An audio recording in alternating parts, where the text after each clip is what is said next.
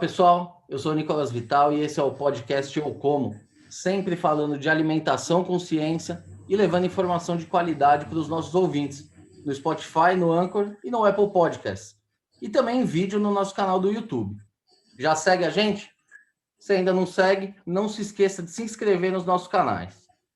Muito bem, pessoal, hoje nós vamos falar sobre uma bebida democrática, altamente saudável e nutritiva, e que está na mesa de todos os brasileiros, o suco de laranja.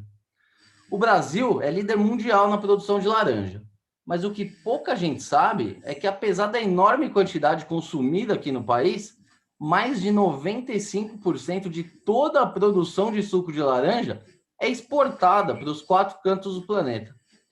E para falar sobre esse mercado tão importante para o Brasil, hoje nós vamos conversar com Ibiapaba Neto, que é jornalista com MBA em Relações Governamentais pela Fundação Getúlio Vargas e atualmente atua como diretor executivo da Associação Nacional dos Exportadores de Sucos Cítricos, a Citrus BR, e coordena esforços de promoção do suco brasileiro no exterior.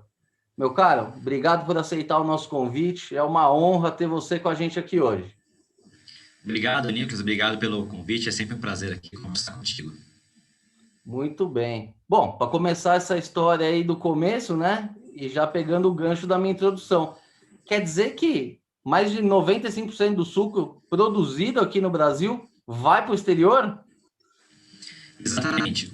A produção de laranja aqui no Brasil ela é orientada para exportação de suco de laranja. Então, a gente tem aqui o que a gente chama de cinturão citrícola, que é uma área aí que corresponde a 351 municípios que ficam entre o estado de São Paulo e ali o Triângulo Mineiro. Nessa área, que dá mais ou menos aí uns 150 mil quilômetros quadrados, é produzida a laranja e ao longo aí de diferentes regiões do estado se produz o suco. Esse suco ele é exportado majoritariamente para a Europa, 70%, cerca de 20% para os Estados Unidos e o restante vão para outros mercados mundo afora. E tem alguma diferença dessa laranja aí que você disse que é orientada para a indústria, para essa laranja de mesa que a gente compra no supermercado, ou é a mesma coisa?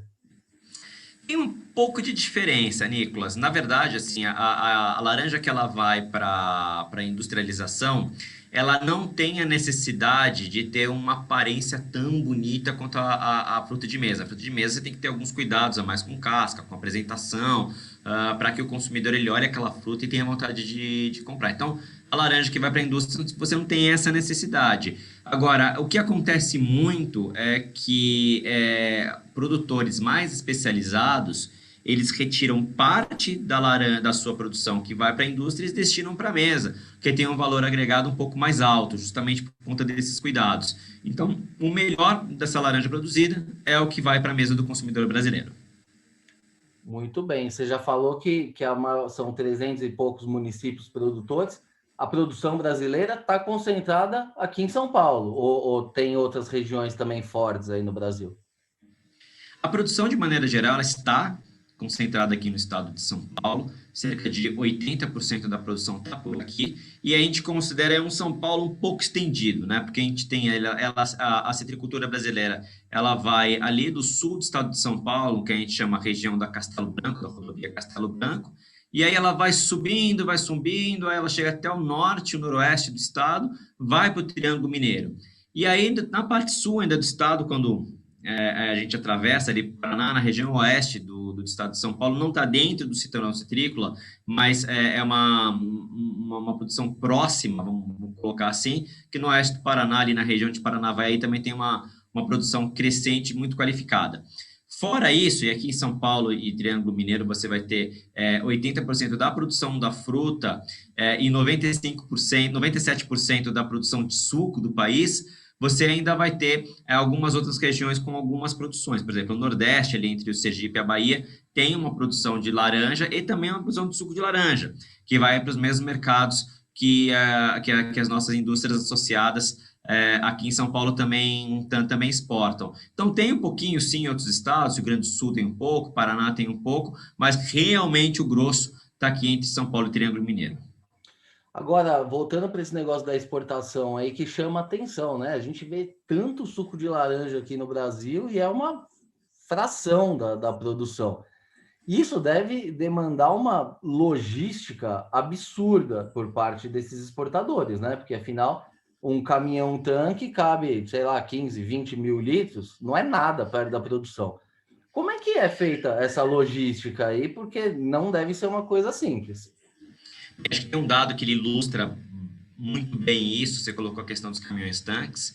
A gente tem um caminhão descendo a Serra de Santos a Serra de Santos a cada 10 minutos. Então, cada 10 minutos, 365 anos, 365 dias por ano, você vai ter um caminhãozinho de suco de laranja descendo ali e indo para o porto.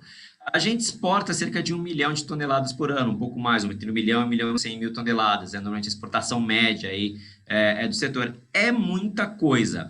Agora, é claro que você tem dentro essa logística que ela é importante aqui. Então, você tem a primeira parte, que é levar a fruta até a indústria, depois o suco até o porto, e aí tem uma outra parte que é mais complicada ainda, que é como é que você leva o suco para onde você precisa.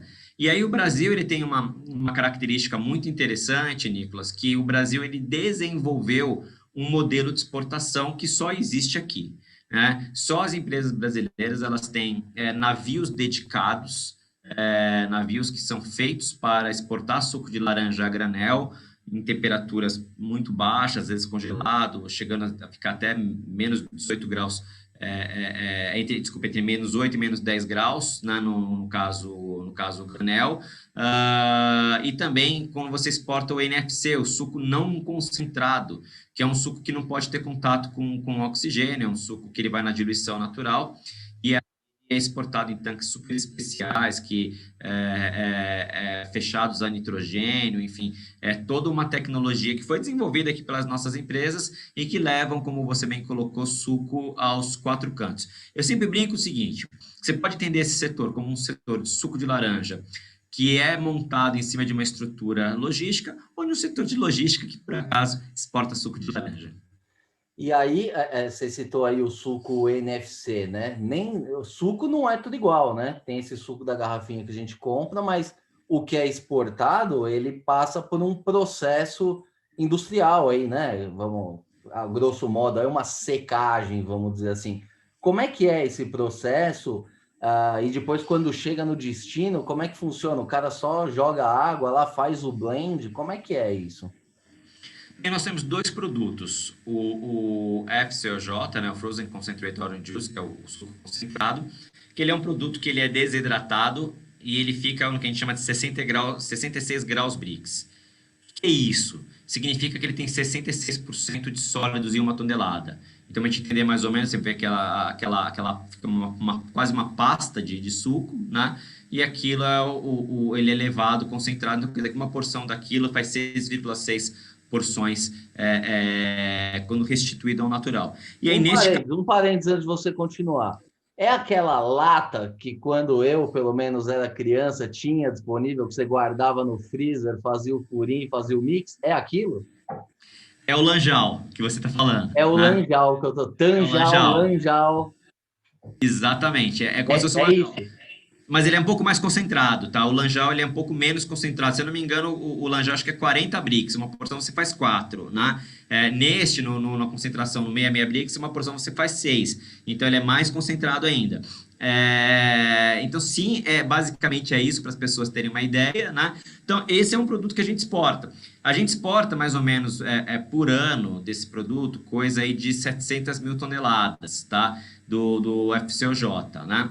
Mas a gente exporta também o suco na diluição natural, ou seja, a gente exporta água também, né? Que é o produto na diluição natural, que ele é 12 brix. Então, quando você espremeu a laranja lá, cai aquela laranja docinha, gostosa, cai o sucão no copo, você sabe que aquilo ali é um suco mais ou menos 12 brix, ou seja, que tem 12% de sólidos dentro daquela porção. Neste caso, ele é um produto muito mais sofisticado, né? É um produto que ele necessita de uma logística muito mais complicada, ele é toda uma cadeia asséptica, desde a saída até a chegada, e é bem complicado, e é uma modalidade brasileira, Brasil que inventou esse negócio de exportar o suco desse jeito, né? Uma coisa que é importante a gente falar do NFC é que ele já tem um volume grande. Então, a gente exporta hoje em dia em torno de 1.600.000 toneladas de NFC por ano. Então, o volume de NFC ele é maior do que o volume de suco concentrado. Então, todos os investimentos do setor, eles estão muito mais voltados aí para a cadeia do suco não concentrado, NFC, que a sigla significa Not From Concentrate, do que para o FCOJ, que é um produto ainda muito importante. Mas quando você faz a conversão, porque você está comprando produtos diferentes, quando você faz a conversão do NFC para o FCOJ, do negócio, o NFC ele representa mais ou menos em torno de 30% da operação, quando você converte tudo para 66 graus Brix, que é uma maneira de você entender quanto de sólidos solúveis você está exportando. E esse suco, o natural, né? Quando você exporta água, você já manda isso engarrafado, já pronto, ou vocês têm pontos no exterior onde é feito esse processo? Como é que funciona isso? Na verdade, o produto ele vai a granel, né? Ele vai a granel, então em tanques aí com toda essa tecnologia séptica, que é uma coisa complicadíssima e poucas empresas no mundo têm esse conhecimento tecnológico. E aí, quando ele chega no exterior, então ele vai para tanques assépticos, né? E aí, isso é uma coisa que é interessante, né? Porque você exporta um navio de suco que tem 40.000 toneladas e ele vai ficar num terminal, que é das nossas próprias indústrias associadas. Cada indústria tem lá os seus terminais com o seu esquema de tancagem. Então, esse suco ele chega lá, ele fica armazenado nesses tanques, né? E aí a venda é feita caminhão a caminhão. Então, você leva lá 40.000 toneladas de suco, coloca lá, e aí o cliente vai falar, eu preciso de tantas toneladas. Aí ele vai lá, tira caminhão a caminhão, e aí vai faturando. Claro que existem outras modalidades de assim, a logística é dessa forma que funciona. E aí a empresa que compra esse suco, que aí sim ela vai engarrafar esse suco dentro da sua própria empresa, vai colocar a marca, enfim. E é uma coisa que é interessante, Nicolas, que você fala, mas é tudo suco. Não é tudo suco. Porque você pode exportar sucos com blendagens diferentes, com combinações de variedades de frutas diferentes, com mais aroma, com menos aroma, com um toque mais de frescor, menos toque de frescor. Dependendo do mix de variedade de fruta que você colocar, você vai ter um suco com uma sensação um pouco mais doce, um suco com uma sensação um pouco mais refrescante. Então, assim, é uma indústria que se especializou a fazer um produto ao gosto do cliente que está recebendo ali. Essa era justamente a minha próxima pergunta, porque assim, quando você compra esses sucos dessas grandes marcas, né, principalmente no exterior, o suco é sempre igual, suco de laranja é sempre igual. Só que pode ter um ano aqui em São Paulo, no interior, que choveu mais, outro choveu menos.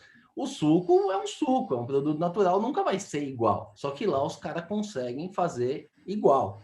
Aqui, eu tenho experiência, eu compro sempre esses suquinhos também de garrafa, natural 100%, e nem sempre ele é igual. Uma vez ele está um pouco mais doce, outra vez um pouquinho mais ácido. Como é que o cara lá fora, ele consegue fazer esse suco igualzinho sempre? Ele tem vários lotes diferentes que ele faz um blend ou existe algum outro processo? Na verdade, aí a gente tem uma diferença de estruturas de empresa. As empresas que vendem suco aqui no mercado interno, em sua maioria, não vou falar todas, elas não têm uma estrutura de tancagem em que elas possam ter um estoque de suco com diferentes blendagens para que você possa chegar naquele sabor padrão que você está colocando, né? Então, o que acontece? Aqui, normalmente, como funciona? Fez o suco, foi para a linha, envasou, vendeu. Então, você tem algumas épocas do ano, e aí nem é de ano para ano, mas você tem diferenças de padrão de sabor dentro do próprio ano. O suco começa em janeiro de um jeito e ele termina ali, aí quando ele passa para esse período de entre safra, que é o que a gente está passando agora, né, entre março, abril, final de maio, que aí é a entre-safra da laranja, você tem pouca laranja, né? Quando entra essa laranja de começo de safra, ela é uma laranja mais ácida. Então, você vê que o suco, ele, aqui no mercado interno, boa parte das marcas, você perde um pouco do padrão. Ele vai ficar um suco um pouco mais azedinho, um pouco mais ácido. E aí, ele para agosto, setembro, ele vai melhorando. E aí, até fevereiro, ele vai que é uma beleza, né? Por conta disso, porque ele não tem essa estrutura para poder fazer a blendagem. As marcas lá fora, eles compram grandes volumes das nossas empresas. E aí, nas nossas empresas, eles, além de você ter uma variedade maior que você tem disponível, você tem estoques estratégicos de suco que são utilizados para fazer o blend de uma safra velha com uma safra nova. E aí você tentar, dentro do possível, você manter sempre o mesmo padrão de sabor de um ano para o outro. Muito bem. E agora, olhando um pouquinho para esse mercado externo, né, ainda, a Flórida sempre foi referência, né, na produção de laranja, é o Orange State, né, lá nos Estados Unidos, enfim, mas já não é mais o Orange State, né? Tá, os caras estão com um problema lá nos últimos anos. Que está acontecendo lá na Flórida que eles têm reduzido tanto a produção deles? Bem, a Flórida ela continua ainda sendo uma referência para suco de laranja no mercado americano, né? O americano, quando ele toma o suco de laranja, ele tem certeza absoluta que aquele produto ele veio da Flórida, mesmo que ali haja na composição suco brasileiro e suco mexicano, principalmente. Mas a Flórida ela ainda consegue abastecer uma boa parte do mercado americano. O que acontece é que a Flórida, os pomares da Flórida, eles vêm sofrendo ali desde 2004, 2005, com uma doença chamada citrus greening. O citrus greening, ele é uma bactéria que ela é inoculada por um mosquitinho menor que esse mosquitinho da fruta aí que dá na banana aí de todo mundo, que fica na sua casa aí enchendo a paciência.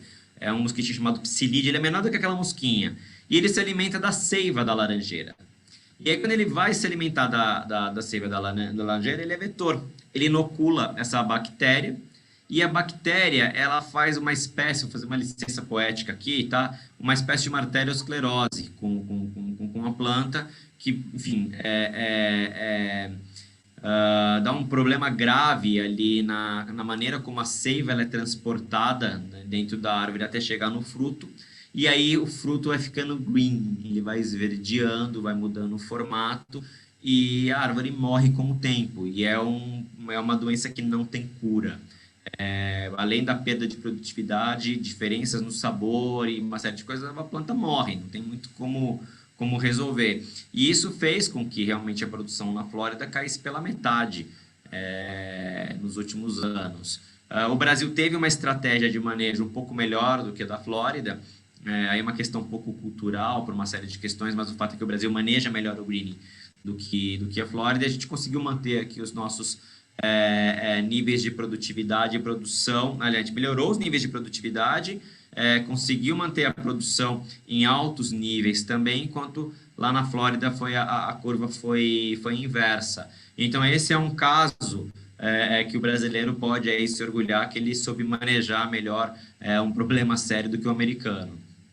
Então, essa questão da doença, as pessoas, o consumidor médio, ele não tem isso claro na cabeça que as plantas também têm doenças, né? E também E precisam muito. ser tratadas. Esse exemplo da Flórida é emblemático, era referência global, talvez, em suco de laranja, e uma doença cortou pela metade a produção. Como que é feito na prática? Qual esse exemplo de sucesso no Brasil? Como é que foi feito? Eu sei que existem fundos aí de pesquisa, muito investimento, muita ciência em cima, mas como que é feito essa questão sanitária aí nos parques aí de laranja? Foi uma diferença estratégica, Nicolas. Assim, acho que tanto o Brasil quanto a Flórida, os dois possuem bons institutos de pesquisa com gente capacitada para desenvolver linhas que podem ser vencedoras, né? Então, não faltou gente capacitada do lado deles, assim como não falta aqui para gente, Principalmente aqui a gente tem o Fundecitrus, o Fundo de Defesa da Citricultura, que é uma instituição bancada por produtores e indústria, que lida com isso o dia inteiro, com como que você melhora as questões sanitárias, né, do pomar e como que você baixa custos, gera técnicas mais sustentáveis e por aí vai. Mas especificamente falando sobre greening, foi uma questão de estratégia. O americano falou assim, bem, esse é um problema sério, é uma doença que não tem cura, mas eu quero manejar. Então eu vou colocar todo o meu dinheiro numa pesquisa que vai me dar uma bala de prata que eu vou apertar um gatilho e a gente vai matar essa doença em algum momento, a gente vai vencer a doença. Só que isso vem, enfim, desde 2004, 2005, são quase 15 anos, ou mais de 15 anos, que ainda não se encontrou essa cura para o greening, e as alternativas encontradas pelos americanos não foram boas até agora, que é o que? A convivência entre plantas doentes e plantas sadias. E aí, o que aconteceu é que praticamente 100% do parque citrícola americano hoje em dia tá contaminado, e todo mundo que tenta fazer um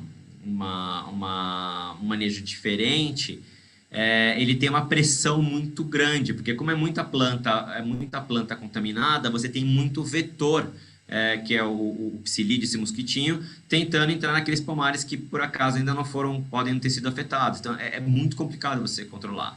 Já aqui no Brasil, a estratégia foi diferente. Falou, olha, em vez da gente tentar achar uma bala de prata, como é que a gente lida com isso? E aí, no primeiro momento, foi feita uma estratégia bem agressiva de supressão. Então, quando você tinha uma planta doente, você tirava, erradicava aquela planta e mais algumas plantas dentro de um determinado raio. Hoje em dia, você tem um processo em que você erradica essas plantas também, mas só as plantas que são sintomáticas, aquelas que apresentam sintoma, imediatamente você tira e coloca uma ou duas plantas no mesmo local. Essa estratégia ela não foi feita do dia para a noite, enfim, ela foi desenvolvendo, tem uma curva de aprendizado da doença, que você vai aprendendo com os anos como é que ela funciona, para que você tenha estratégias também complementares. Então, hoje, o que a gente vê? As primeiras regiões em que o Citrus Greening ele chegou e que foram atacadas, elas têm níveis de infestação um pouco mais altos, em torno de 29% e 30%. E do ponto de vista econômico já fica muito difícil do produtor conseguir fazer frente à doença e se remunerar de uma maneira adequada, porque o custo de produção dele sobe demais. Já em algumas regiões que são mais novas na citricultura, pomares mais novos, principalmente na região mais ao sul e mais perto do Triângulo, você tem regiões que o índice de infestação é de 0,5%. E você consegue controlar entre 0,5% e 1%. Tem um delta ali, não lembro qual que você não pode deixar de passar de 1%. Acho que se passou de 1%, em X tempo você perde o controle, né? Ou vai para um índice muito elevado. Então, muitas regiões têm sido vencedoras em controlar nesses níveis extremamente baixos, né? Então, é isso que faz do greening uma doença tão complicada de você lidar. Eu sei que não está na tua área, mas a situação dos americanos não é muito confortável, né? Porque por mais que um produtor queira erradicar tudo e começar de novo, o vizinho dele continua com a planta contaminada, vai trazer a doença para você e é uma coisa sem fim. Na verdade, é um grande problema. E aí, já emendando aqui a próxima. Os Estados Unidos, né? Você bem falou, ele ainda supre parte ali do mercado americano, mas ele era um player mundial. E essa redução abriu espaço, né, para o suco brasileiro. Para onde que o suco brasileiro é exportado? Quais são os principais destinos hoje do suco? A Europa é o principal destino já há muitos anos, né? A Europa ela demanda 70% do produto brasileiro, né? Os Estados Unidos vem logo depois. Aí, dependendo do ano, dependendo de quanto que for a produção americana, você vai exportar entre 15% e 20%. Quando tem furacão lá e acontece algum problema climático, aí você exporta mais, porque, enfim, aí tem alguma quebra, eles precisam de suco, aí você acaba exportando um pouco mais. A gente tem enfrentado uma concorrência grande do México, e por conta do acordo de livre comércio da América do Norte, né, o NAFTA, que agora, enfim, mudou de nome no governo Trump, eles têm uma tarifa zero, né? Eles não pagam imposto de importação para entrar no mercado americano. Então, eles têm se consolidados ali como um principal exportador de suco de laranja para o mercado americano. Então, de tudo que os americanos importam de suco, hoje em dia, majoritariamente é suco mexicano, né? Por incrível que pareça. E o suco brasileiro paga uma tarifa de $415 por tonelada para entrar. Então, quando a gente coloca todos os custos de transporte, todos os custos de desembaraço aduaneiro, o suco brasileiro ele é $480 por tonelada menos competitivo do que o suco mexicano, que é muita coisa. Então, existe esta limitação também para hoje em dia, para a gente crescer no mercado americano, que você tem um concorrente muito bem posicionado, fazendo um bom produto e que tem um acesso privilegiado em relação a você. E a Ásia? O Brasil aí, né, exporta tudo lá para a China, não só para a China, mas para a Ásia como um todo. Eu estou pegando a China como exemplo. O mercado asiático é um mercado importante para o suco de laranja? Ele cresce na China, cresce devagar, mas cresce, né? Japão é um mercado consolidado já há muitos anos. O que acontece com o consumidor chinês, Nicolas, é que assim, o consumidor chinês ele é novidadeiro, né? Ele ainda não identificou muito o que ele quer. Talvez nunca saiba, porque talvez o que ele goste mesmo de novidade. Então, o que a gente vê no mercado chinês é que cada ano muda um pouco a tendência. Então, às vezes acontece de aparecerem produtos que num ano eles são uma febre e você fala, nossa, esse setor ele vai realmente deslanchar, porque cada chinesinho se tomasse um copo, um café de suco de laranja, comesse um bife, alguma coisa, não ia ter carne, suco de laranja, aquela história que você já ouviu 1 milhão de vezes, né? Só que da mesma maneira que eles fazem esse movimento, eles deixam um produto, né? Então é um negócio meio complicado e assim eles vão mudando. O bom do suco de laranja é que ele é um produto que o crescimento tem sido consistente. Então a gente escapou dessas ondas e, obviamente, claro que se eles quiserem ter um surto de consumo de suco de laranja, ninguém vai achar ruim, né? Aqui no nosso mercado, mas o fato é que eu acredito que é mais saudável a gente ter um crescimento orgânico, sustentável ano a ano, para ter uma base ali realmente de clientes fiéis, do que você ter um surto de repente e aí no ano seguinte você perdeu aquele mercado, enfim, eles trocam de produto, então é bastante complicado o mercado chinês. Mas quando você diz que é suco de laranja, né? Tá aí desde sempre. Eu não sei na China se eles têm acesso, se tem algum produtor lá na Ásia que possa suprir, mas suco de laranja é uma coisa básica. Quando você diz que ele A troca. laranja ela é chinesa, né? Isso que é interessante. A laranja ela é chinesa, a origem dela é chinesa. Então eles estão muito acostumados lá com a laranja, com a fruta. E a principal fruta deles lá é a que a gente chama de tangerina, que eles chamam de mandarina lá, né? Aliás, a produção de fruta na China é um negócio à parte. Assim, eu nunca vi frutas tão bonitas na minha vida quantas vezes que eu fui para lá. Eles são extremamente especializados na produção de fruta.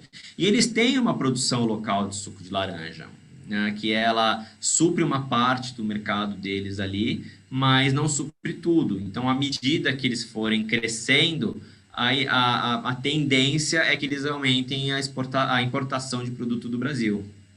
Você citou aí a tangerina. Pô, eu sou fã número um do suco de tangerina aí, mas tem menos, né? Disponível, é difícil de achar. É, Você representa os citros. A tangerina é um citrus, o limão é outro citrus. O Brasil exporta também os outros sucos? Ou o foco é laranja mesmo? Não, a gente exporta tanto suco de tangerina quanto suco de limão. No caso aqui na América do Sul, a Argentina ela é um pouco mais especializada em suco de limão do que o Brasil, mas a gente também produz um pouco de suco de limão aqui para exportação, né?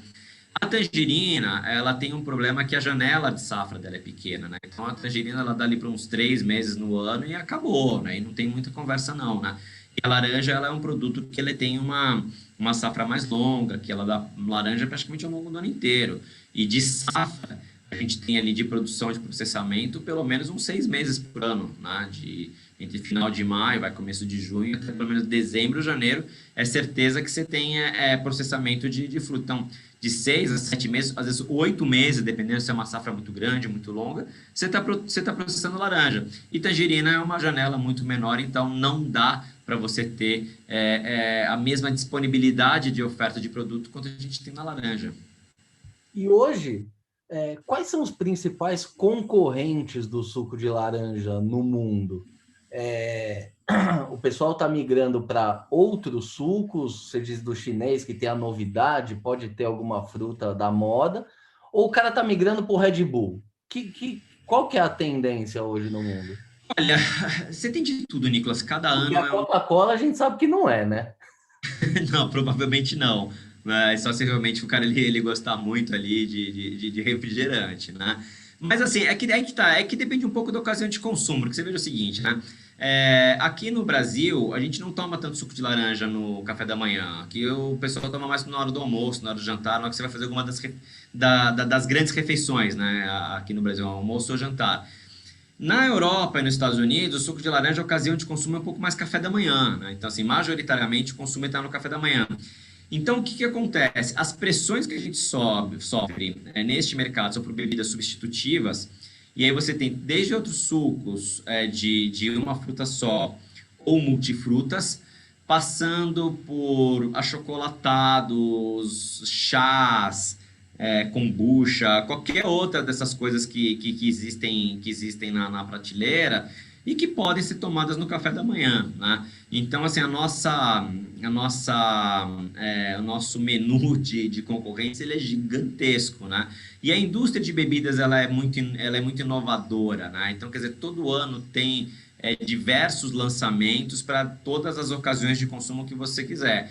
A questão que eu acho que ela é importante, sim, nós temos produtos que têm uma certa concorrência para a gente, mas não existem tantas cadeias produtivas capazes de ter o tamanho e a escala que tem o suco de laranja, né? Isso é uma coisa que é importante. Então, mesmo que o cara ele consiga crescer no mercado, ele consegue até outro tempo, até um determinado ponto. Para conseguir ter uma estrutura que nem a nossa, precisa de muito investimento, muita tradição, e isso você não faz do dia para a noite.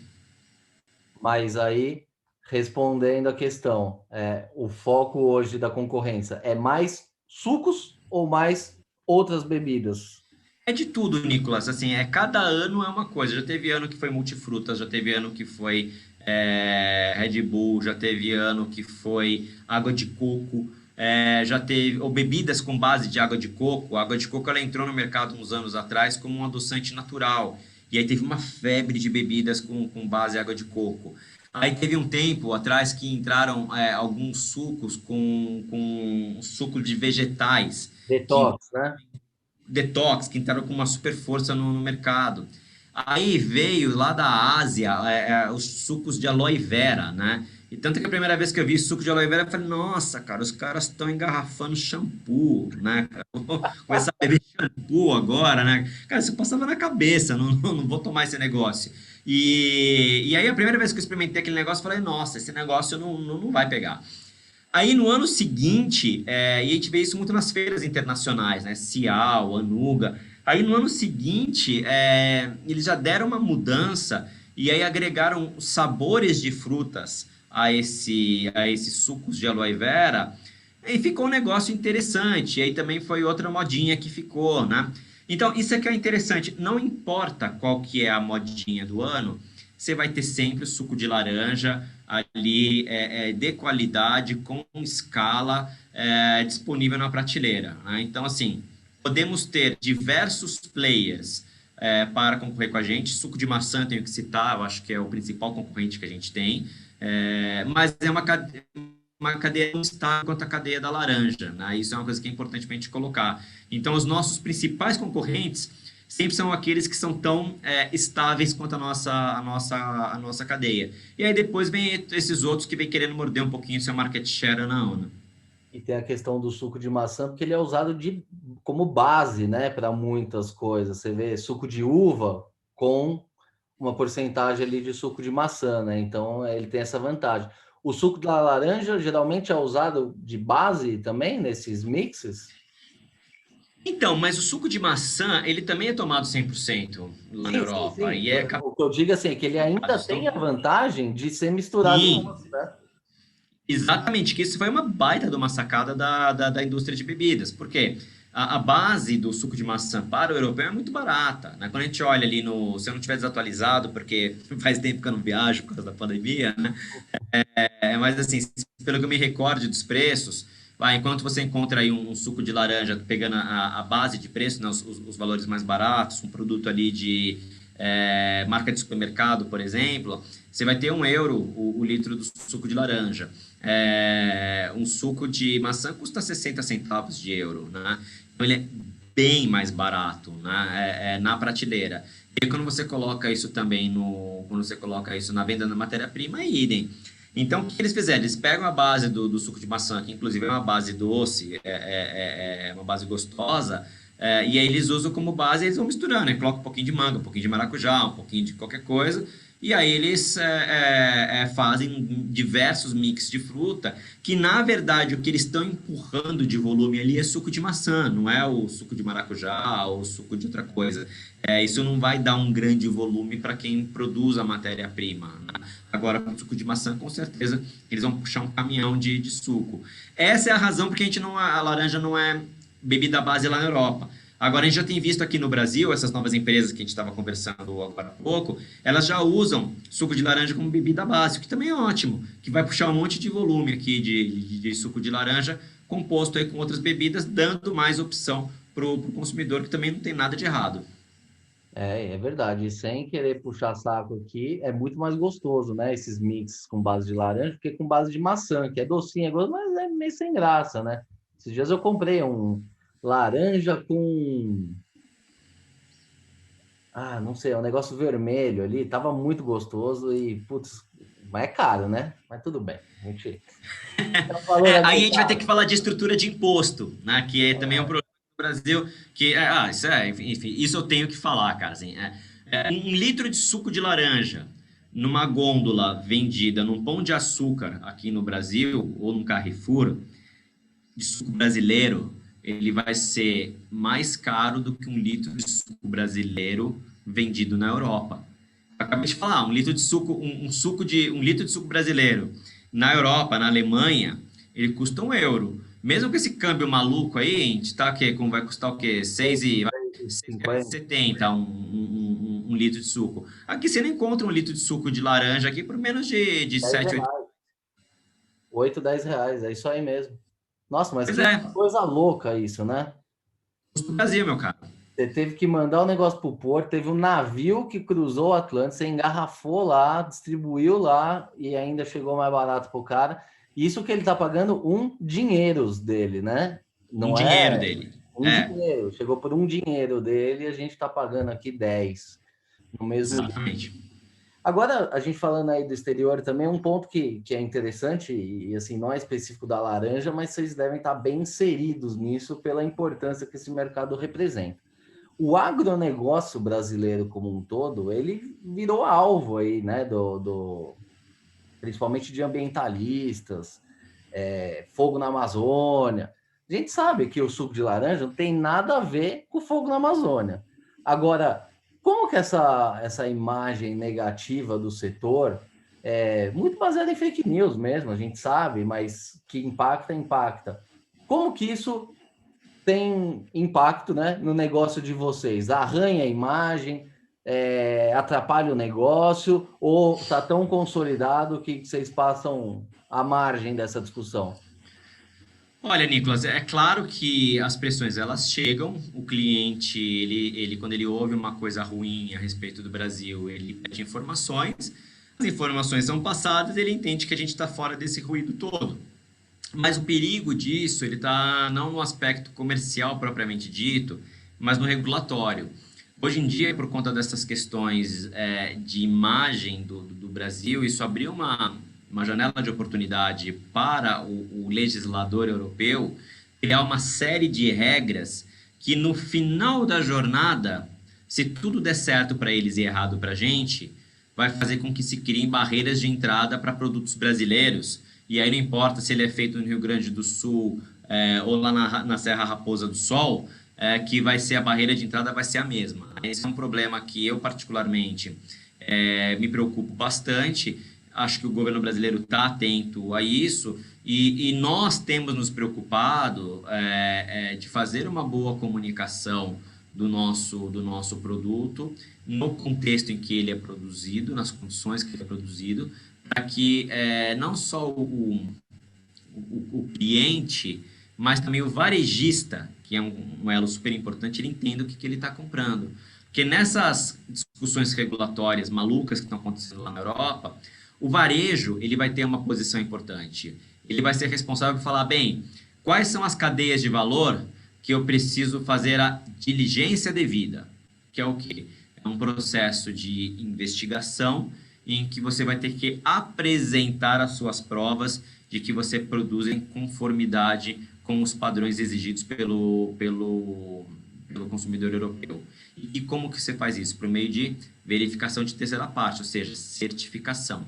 Então, em última instância, o que a gente está falando é que a gente corre o risco de que a certificação, que hoje ela é um diferencial competitivo de mercado, ela passe a ser um instrumento de acesso.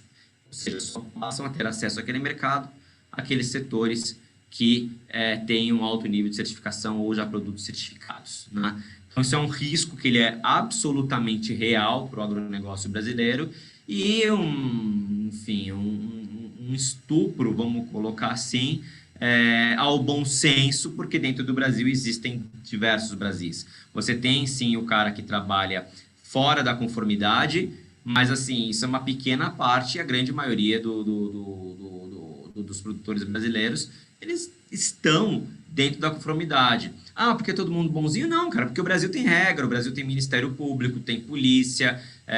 Aqui em São Paulo, pegando o nosso exemplo, tem asfalto na porta da fazenda. Então, se o cara sair da linha, seja pelo ponto de vista ambiental, trabalhista, em 2 minutos tem uma fiscalização e tem que ser assim, né? Então, a gente precisa mostrar um pouquinho melhor que isso aqui não é um Estado sem lei. E nesse sentido, eu acho que essa discussão ela tem sido um tanto quanto hipócrita pelo lado europeu, com perdão da expressão forte, porque eles olham apenas para os problemas que estão fora da Europa e não se dão o trabalho de olhar as mazelas, que não são poucas, que eles têm dentro do próprio continente europeu. Isso é muito importante, né, de ser esclarecido, né, e não é uma coisa simples, né, porque a gente tem aí organizações fortes, relevantes e que tem uma voz, né, que tem, pelo menos já teve algum dia uma credibilidade, atacando. Então, você sempre se defender é uma coisa muito complicada. E o setor do suco de laranja tem a vantagem de ter na liderança aí um jornalista, né, o que não é muito normal, mas, por outro lado, o setor ganha com essa visão, né, de comunicar, sempre comunicar as pessoas de forma recorrente, com informações, e manter essa relação boa aí, né, com a imprensa sempre que possível, né, que nem sempre é possível. O que vocês têm feito aí em termos de comunicação? Eu sei que o setor de laranja é um setor que se destaca nessa questão da comunicação, não é por acaso. E o foco de vocês sendo lá fora. O que vocês estão fazendo em relação a isso? Olha, Nicolas, a gente já fez bastante coisa e a gente vai começar a fazer mais coisa agora, né?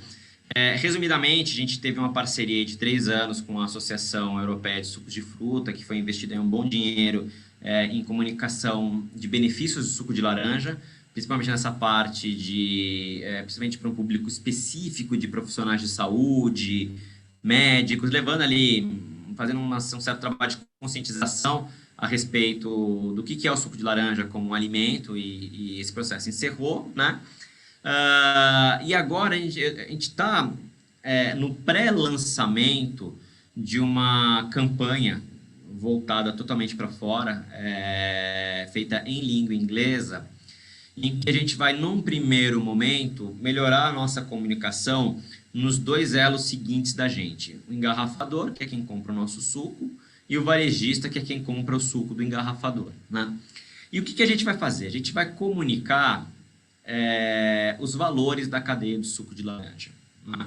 não só o que é o produto, e aí a gente está falando para dentro da nossa cadeia, então ele tem uma boa noção, sabem a importância do suco de laranja na alimentação saudável, estiveram com a gente num monte de projetos importantes, mas falta para eles a visão sobre quais valores esse produto ele foi feito. Então, qual que é a relevância social do suco de laranja aqui no Brasil? O que ele traz de benefício para as pessoas que se beneficiam dessa cadeia, para o trabalhador, para o cara que está na colheita, que está na fazenda, entendeu? Como é que ele gera renda e oportunidade para esse pessoal? E essa é uma parte que o setor ele se destaca muito. Todo ano o setor ele gera aí coisa entre 40 e 50 mil vagas que são abertas na colheita da laranja, que pegam com todas as proteções legais em regiões que você tem uma oferta de emprego muito pequena e ninguém sabe disso, né? Ninguém fora do Brasil sabe disso. Às vezes nem no Brasil sabe disso. Então, isso é uma coisa que a gente já comunicava aqui dentro, quer dizer, dessa importância social do suco de laranja. A relevância ambiental do suco de laranja, pouquíssima gente sabe, mas para cada 2,5 hectares produzidos de laranja, nós temos 1 hectare de mata nativa preservada. Isso foi um estudo feito pelo Fundecitos com imagem de satélites de alta resolução, ortorretificadas, com verificação em loco, metodologia científica, né? Publicado, tudo bonitinho. Então, hoje em dia a gente sabe qual que é o nosso estoque de mata nativa. 84% do mel produzido no estado de São Paulo está em área de citros. O que diz isso para a gente? Diz que você não está matando a abelha com pesticida, muito pelo contrário, a gente tem todo um trabalho de evolução de manejo, que você não faz a pulverização quando necessária, em horário de polinização. Então, você tem, quer dizer, estratégias que você faz, que você mitiga esse tipo de problema. Aliás, é interessante isso, que num determinado período de tempo, não lembro qual que é agora, mas a produção de mel no estado cresceu coisa de 140% quase, num determinado período, isso foram 10 anos. Então, você não está acabando com as abelhas, ao contrário, você está aumentando a polinização no estado. E ninguém sabe disso lá fora. Então, todos esses valores que compõem a cadeia de suco, serão comunicados para o engarrafador por meio de algumas estratégias que a gente está utilizando, inclusive de redes sociais. E a gente começou também, isso é muito interessante, um trabalho de leitura de tudo que se fala sobre suco de laranja nas redes sociais. Nesta semana a gente já está monitorando coisa de 200 mil menções que foram feitas aí de suco de laranja nas últimas semanas e qualificando o que esse público está falando para entender na hora que a gente for interagir com eles, qual que é a melhor mensagem. E a gente já descobriu coisas incríveis a respeito disso e oportunidades maravilhosas para que a gente possa levar, inclusive, esses valores para esse público. Porque, pensa bem, o cara que toma suco de laranja, ele não sabe, se ele for interessado em sustentabilidade, ele vai gostar de saber que aquele produto que ele está aqui por trás daquele copinho de suco de laranja, cara, tem um monte de trabalho feito em sustentabilidade. O cara que é vegano, que com todo respeito aí a todos os diferentes hábitos alimentares, ele precisa de um produto rico em vitamina C para fixar o ferro que ele vai comer adicionado na farinha dele. Então ele vai precisar tomar um suco de laranja, né? E suco de laranja é uma bebida vegana, né? É plant-based, que é outra tendência de consumo que existe hoje. Então a gente está olhando e estratificando todos esses públicos para que a gente possa levar para esse cara a mensagem dirigida. Olha, quais são as razões pelas quais você deveria tomar o seu copinho de suco de laranja todo dia? E a gente está formando este grande banco de conhecimento, e aí a ideia daqui a um tempinho, depois que a gente superar essa primeira fase, quem sabe a gente consegue estruturar um grande projeto para falar com o consumidor em língua inglesa fora do Brasil. Não, isso é fantástico, né? Porque eu sempre converso com executivos, com pesquisadores de vários setores, e o que eu percebo é que a gente tem as respostas para todos os questionamentos, a gente tem dado, a gente tem sustentabilidade, Exato. a questão social, só que essa informação simplesmente não chega até quem tem que chegar. E eu acho muito importante e louvável esse tipo de iniciativa, que é para você entender o que eles estão falando e responder na língua deles, com os dados, com os argumentos. Isso é fantástico e vocês estão de parabéns aí. E no tom, Nicolas, isso é uma coisa importante, no tom. Porque às vezes a gente aqui, culturalmente, a gente está acostumado a levar uma mensagem em um determinado padrão, em um determinado tom, que não é o tom que o cara está acostumado a receber. Então a gente está estudando, inclusive, isso, qual que é o tom que o cara recebe essas mensagens, para que essa mensagem seja realmente efetiva, como você bem colocou. Você não pode brigar com o cara, você tem que entender qual é o questionamento e levar o argumento. Se ele quiser entender, ótimo. Se ele não quiser, você vai saber que esse cara ele não quer saber. Então a gente tem que fazer o nosso papel aqui e vocês estão de parabéns mais uma vez. Obrigado. Essa conversa aqui está excelente, só que o nosso tempo aqui já está chegando ao fim. Queria agradecer aí mais uma vez a tua presença aí, tua disponibilidade, essa aula aí sobre o mundo da laranja aí que a gente teve hoje. E estamos aí à disposição. Assim que vocês tiverem novidades aí dessas campanhas, podemos voltar a conversar disso aí sim, que é sempre muito interessante. Eu que agradeço, Nicolas, o espaço, a gente está à disposição, é um prazer falar aí com a sua audiência. A gente sabe que esse trabalho que você faz, ele é importante, que ele leva ele traduz, de certa forma, este nosso mundo complexo de uma maneira simples aí, que a pessoa que tem interesse em saber como é produzida a comida dela, né, o que eu como ou o que eu bebo. Então, eu fico muito feliz de participar aqui. Parabéns pelo projeto. É isso aí. A gente faz o possível aí, né? Vamos tentando. Obrigado mais uma vez. Muito bem, pessoal. Essa edição do podcast Eu Como vai ficando por aqui. Se gostou, não se esqueça de seguir os nossos canais no YouTube, no Spotify ou na sua plataforma de streaming favorita. Aproveite e siga também no Facebook e no Instagram. Lembrando que esse podcast tem o patrocínio da Crop Life Brasil e volta com a sua programação normal na próxima sexta-feira. Por hoje é isso e até a próxima.